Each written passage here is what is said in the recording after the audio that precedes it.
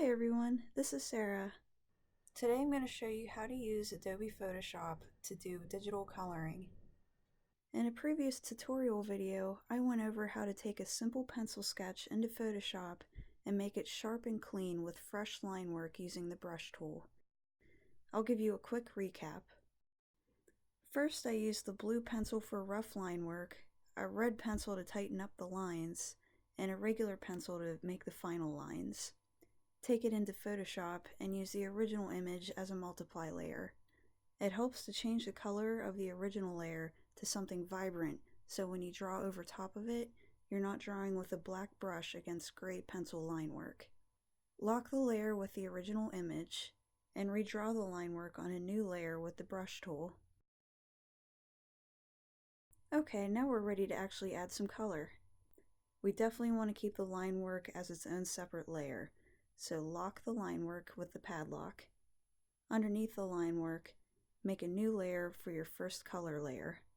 I use the hard round brush for coloring, and usually I put the color down pretty loose and then go back and erase where I went over the lines using the eraser. E is the eraser shortcut. B to go back for your brush. Here I duplicated the line work to make it a little darker by just dragging the layer onto a new layer. That makes it a copy. You can select them both by control-clicking and then right-click and choose Merge Layers.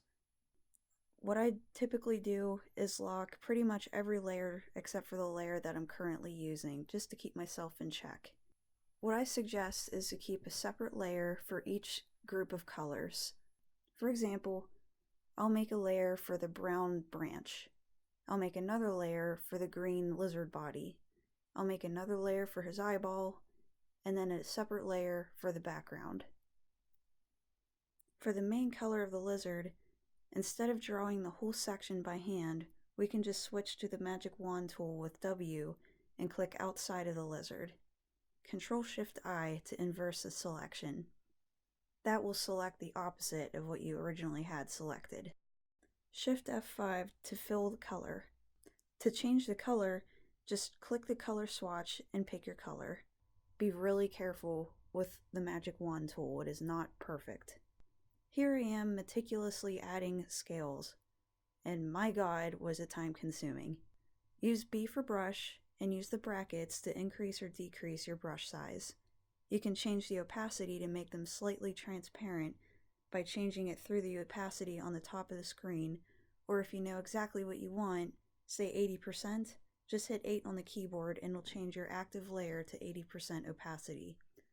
Instead of drawing every single scale, what I ended up doing was just copying a chunk of the scales and duplicating it over and over and just tweaked it along as I went. From here on out, it's pretty much just shading and highlighting.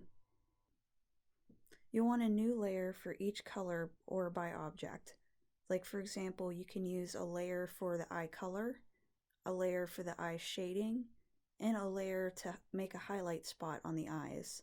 You can make a layer for the branch color, a layer for the branch shading, and so on.